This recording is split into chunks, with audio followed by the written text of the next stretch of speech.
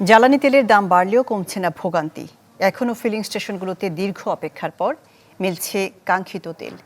Fuel pass পেতে বিপাকে পড়ছেন আইফোন ও বাটন ফোন ব্যবহারকারীরা।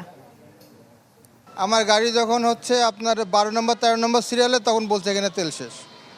তো 2 ঘন্টা যদি ব্যাকআপ দিতে না পারে তাহলে পরে পাম্পগুলোর থাকে লাভ।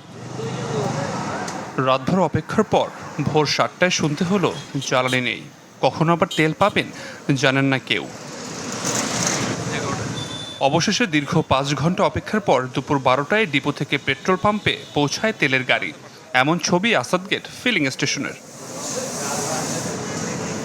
শুরুতে ফুয়েল পাস না থাকলে বাইকে তেল মিলবে না বলা হলেও পরে অবশ্য দেয়া হয় 500 টাকার তেল। আর যাদের পাস আছে তারা পেয়েছেন 1000 টাকা। ফুয়েল পাসটা ভালো জিনিস, দেখা যায় যে অনেকে সেটা মিসগেপ করতেছে।